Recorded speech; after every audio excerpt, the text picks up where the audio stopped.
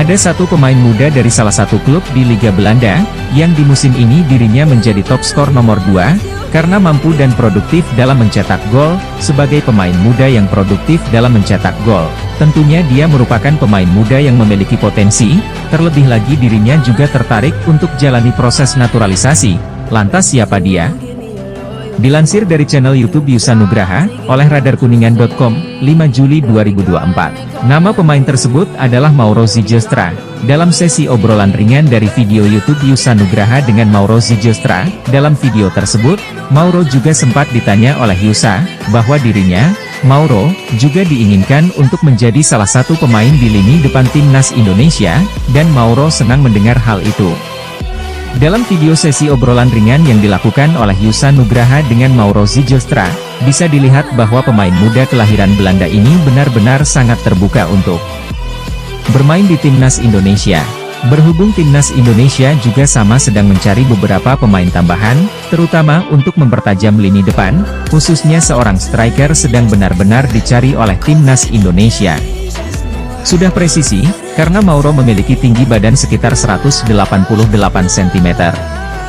Selain tinggi badan yang proporsional, dirinya juga mampu menjadi top skor nomor 2 di Liga Belanda FC Volendam U21 untuk musim kali ini, capaian yang luar biasa dari seorang striker muda.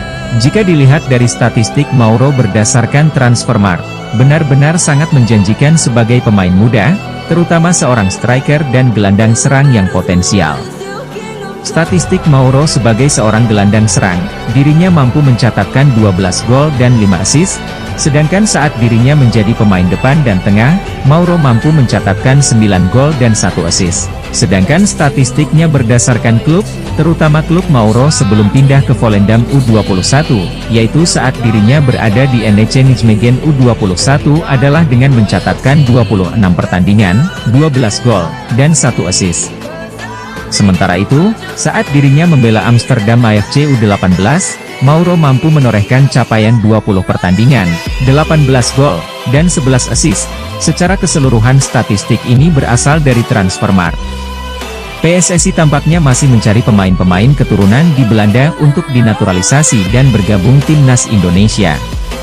Salah satu pemain keturunan, Mauro Zylstra, mengakui dihubungi oleh PSSI. Mauro Zylstra mengatakan bahwa dirinya dikontak oleh PSSI.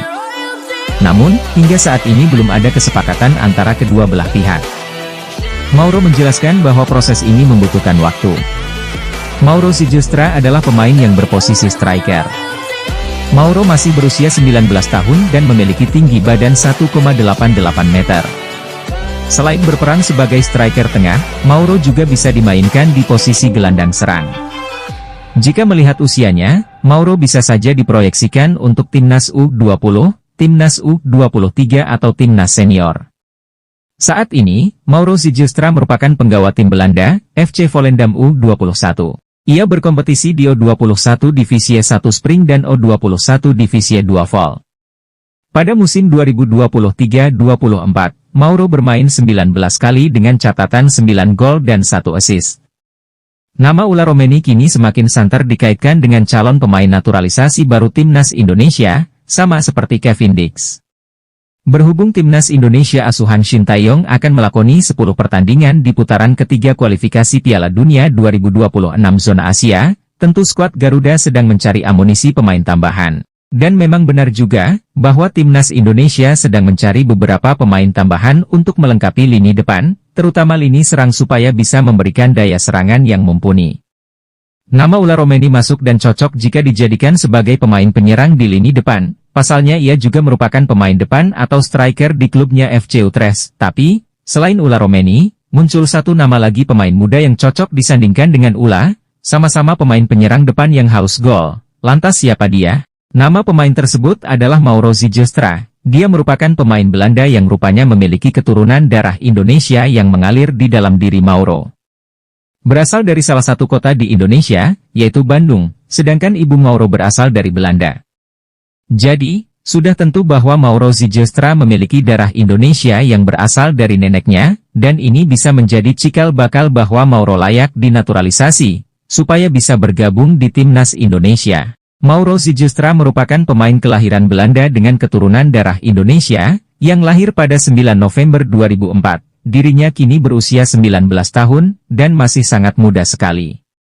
Dirinya bisa dibilang sebagai pemain muda yang haus gol, karena jika dilihat berdasarkan statistik Mauro di Transfermarkt, capaian pemain berusia 19 tahun ini lumayan impresif sebagai pemain penyerang. Statistik Mauro Ziegestra berdasarkan Transfermarkt yaitu untuk performa klub adalah Mauro bisa mencatatkan 12 gol dan 1 assist di NEC U21 dan AFC U18 dengan 18 gol dan 11 assist.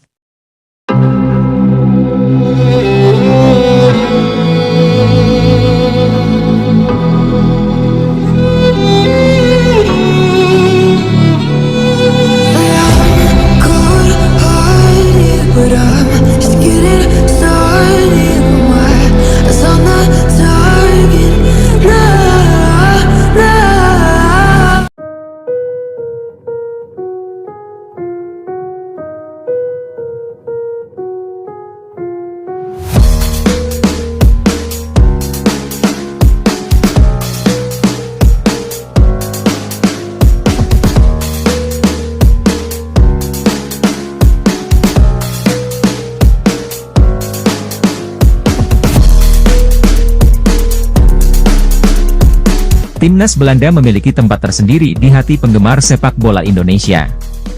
Selain keterikatan sejarah, Belanda kini secara tak langsung ikut berkontribusi terhadap Timnas Indonesia. Timnas Indonesia di era Shin Tae-yong sangat gencar menaturalisasi pemain dan hampir semuanya berdarah Belanda. Dari Sandy Walsh, Jay Itzes, Ivar Jenner, Justin Huber, Nathan Choe Aon, Ragnar Oratmangoen, hingga pemain muda Jens Raven. Bahkan, jika dibuat starting 11, Timnas Indonesia sudah memiliki skuad full blasteran ditambah pemain Belanda full blood yang kakek neneknya berstatus Bleachers, orang Belanda yang lahir dan menetap di Indonesia. Gencarnya program naturalisasi ini membuat pencinta Timnas Indonesia memberikan julukan baru kepada orangnya, Timnas Pusat. Saat meliput Euro 2024, Bola.com bertemu dengan Branco, seorang warga negara Belanda yang dalam beberapa tahun terakhir tinggal di Munchen. Ketika ditanya mengenai Ragnar Oratmangoen dan kawan-kawan, seperti halnya beberapa fans Belanda yang lain, Branco mengaku tidak mengetahui siapa saja pemain-pemain yang ditunjukkan. Branco tahu bahwa pemain yang ditanyakan adalah mereka yang bermain untuk Indonesia. Mereka dari Indonesia dan main di Belanda? Makanya kamu tanyakan mereka kepada saya, tanya Branco. Bola.com pun memperkenalkan istilah Timnas Pusat yang viral di Indonesia kepada Branco, sambil menjelaskan maksudnya. Oh begitu, ya bagus untuk tim kamu, katanya. Branco kemudian mengatakan sangat wajar jika para pemain tersebut lahir dan berkarier di Belanda, karena memang banyak orang Indonesia di Belanda, bukan hanya sekadar yang keturunan. Orang Indonesia yang asli itu banyak di Belanda. Mereka bahkan punya komunitas yang cukup besar di Den Haag. Kisah Branco kepada negara kita punya sejarah yang panjang, memang bukan sejarah yang bagus.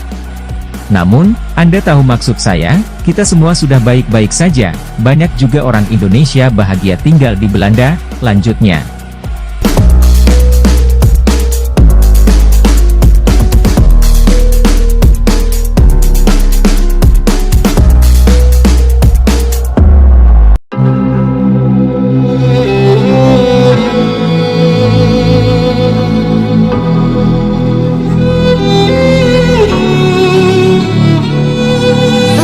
Timnas Indonesia akan berjuang di putaran ketiga kualifikasi Piala Dunia 2026 zona Asia. Paling tidak, ada 14 pemain yang bisa diandalkan pelatih Shin Tae-yong untuk membawa skuad Garuda membuka jalan ke Piala Dunia. Berhadapan dengan lawan-lawan sulit, Indonesia akan bertemu dengan Australia, Jepang, Arab Saudi, Bahrain, dan Cina. Pada laga melawan kekuatan sepak bola Asia itu, kehadiran pemain naturalisasi diyakini bakal sangat penting. Pemain seperti Jay Itzes dan Tom Haye bisa membuat Indonesia lebih kompetitif. Terlepas dari upaya Shin Tae-yong mencari tambahan pemain naturalisasi, saat ini ada 14 pemain-pemain keturunan yang bisa membela Timnas Indonesia di putaran ketiga kualifikasi Piala Dunia 2026. Posisi, bek tengah. Usia, 24 tahun. Caps Timnas, 3, Jay Itzes menghadirkan ketenangan di lini belakang Timnas Indonesia. Saat menguasai bola, Jay Itzes tidak panik walau dapat tekanan dari lawan. Dia bisa berpikir dan mengambil opsi bagus daripada membuang bola. Jay Itzes membawa Venezia promosi ke Serie A dan itu jadi bukti kualitasnya.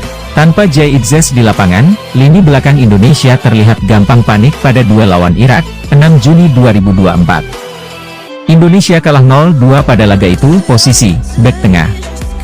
Usia 21 tahun. Caps Timnas 22. Elkan Bagot sudah membela Timnas Indonesia sejak 2021. Bagot punya kesempatan untuk membela Timnas Thailand, tempat lahirnya, akan tetapi lebih memilih untuk bermain dengan lambang Garuda di dada. Secara teknis, Bagot punya kualitas dan dibutuhkan Indonesia. Bukan hanya urusan bertahan, dengan tinggi yang dimiliki, Bagot juga penting dalam skema bola mati maupun lemparan ke dalam Pratama Arhan. Posisi bek tengah. Usia 32 tahun. Caps Timnas 16. Jordi Amat belakangan mendapat banyak kritik dari fans Timnas Indonesia. Namun, dia tetap jadi andalan Shin Tae-yong dan secara kualitas masih dibutuhkan Timnas Indonesia. Jordi Amat kuat dalam duel 1 lawan 1. Jordi Amat punya pengalaman yang bagus dan fleksibel secara taktik. Ketika Indonesia bermain dengan skema 3 back, Jordi Amat bisa jadi ekstra gelandang saat Indonesia membangun progresi dari belakang. Posisi bek tengah. Usia 20 tahun. Caps Timnas 9. Justin Hubner jadi pemain nakal di Timnas Indonesia. Dia tidak ragu melakukan duel-duel fisik dengan pemain lawan. Pada fase tertentu, karakter ini dibutuhkan Indonesia untuk meningkatkan mental bertanding. Secara teknis, Hubner adalah bek tengah yang bagus. Hubner punya kaki kiri yang kuat untuk bisa melepas umpan jauh. Kemampuan itu penting untuk build up maupun skema serangan balik cepat lewat umpan jarak jauh. Polemik kiper Martin Paes untuk membela Timnas Indonesia akhirnya sedikit menemui titik terang.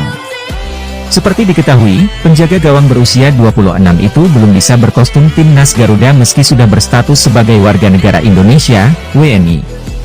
Martin Paes belum bisa langsung membela Timnas Indonesia karena terganjal statuta FIFA 2022, sesuai regulasi FIFA. Pemain yang pernah membela Timnas U21 di suatu negara tidak bisa membela Timnas negara lainnya.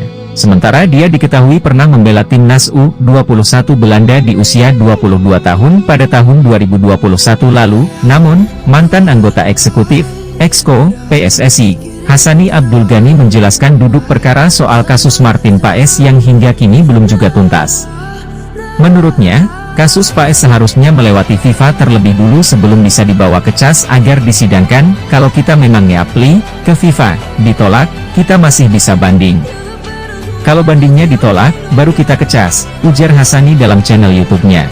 Dia menambahkan, sampai saat ini belum ada konfirmasi langsung dari FIFA apakah banding Martin Paes ditolak atau tidak.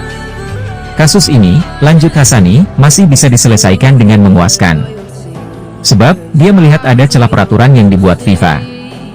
Bahkan, dia menyarankan PSSI untuk terbang langsung ke markas FIFA di Swiss untuk menyelesaikan kasus Martin Paes.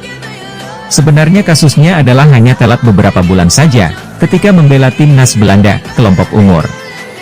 Itu pun disebabkan oleh COVID-19, tinggal kita nego, paparnya, saya kasih saran, belajar dari kasus Jordi Amat. Saya ngomong ke orang yang ngurus itu, setelah saya telusuri ternyata sekarang tidak menggunakan jasa orang itu. Pasti ada jalan keluar, untuk Martin Paes. Jangan dulu ke CAS, tambahnya. Selain itu, Hassani menyebut jika masih ada peluang lain, yaitu dengan dispensasi dari FIFA. Menurutnya, PSSI harus terus berjuang, dan melobi FIFA agar Paes bisa segera membela Timnas Indonesia. Kalau ada yang lebih teliti, datang ke FIFA. Bila perlu sekarang terbang ke FIFA, ketemu tim legal. Saya melihat ada beberapa celah dari regulasi yang ada, tegas dia.